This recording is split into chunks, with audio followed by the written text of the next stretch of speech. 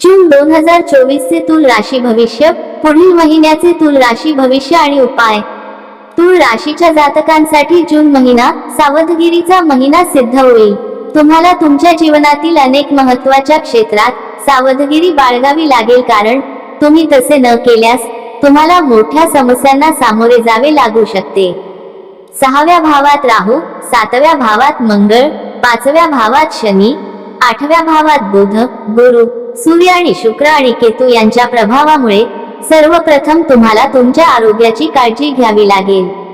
12व्या भावात तुम्ही या महिन्यात शारीरिकदृष्ट्या अशक्त असाल आणि तुम्हाला मानसिक समस्यांनी घेरले असेल, त्यामुळे तुम्हाला तुमच्या निरोगी जीवनशैलीकडे लक्ष द्यावे लागेल। आर्थिकदृष्ट्याही हा काळ फारसा अनुकूल म्हणता येणार नाही, कारण आर्थिक नुकसान होण्याची शक्यता आहे। तुमचा व्यवसाय सुधारण्यासाठी तुम्हाला खूप प्रयत्न करावे लागतील। जरी तुमचा व्यवसाय चांगल्या गतीने प्रगती करेल, परंतु घाईत कोणतेही काम करणे टाळावे, कारण त्यामुळे तुमचे नुकसान होऊ शकते।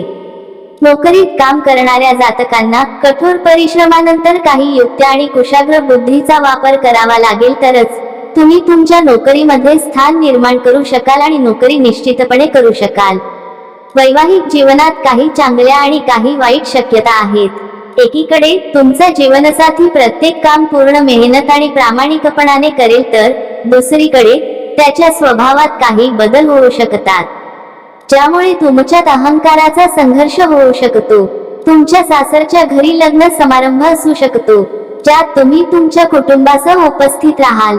कौटुंबिक जीवनात थोडे चांगले वातावरण असेल, परंतु कुटुंबातील ज्येष्ठांच्या आरोग्यावर परिणाम होऊ शकतो, त्यामुळे तुम्हाला लक्ष द्यावे लागेल।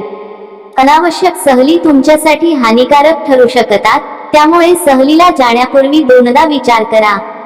उपाय: तुम्ही आपल्या राशी स्वामीला मजबूत केले पाहिजे आणि आपल्या गळ्यात शुक्रवारच्या दिवशी एक क्रिस्टल माळ किंवा स्फटिकची माळ घातली पाहिजे। मित्रांनो, तुम्हाला ही माहिती कशी वाटली? आवडली असेल तर लाईक, शेअर आणि आमच्या ह्या चॅनेलला सबस्क्राईब करायला विसरू नका। डिस्क्लेमर: या लेखात देण्यात आलेली माहिती ही उपलब्ध सामान्य माहितीवर आधारित आहे। हा लेख केवळ माहितीसाठी दिला जात आहे। आमचे चॅनेल या लेखातील माहितीची पुष्टी करत नाही किंवा लेखातील गोष्टींना दुजोरा देत नाही। कोणताही उपाय करण्यापूर्वी किंवा माहितीची देवाणघेवाण करण्यासाठी संबंधित विषयातील तज्ज्ञांचा सल्ला अवश्य घ्या। धन्यवाद।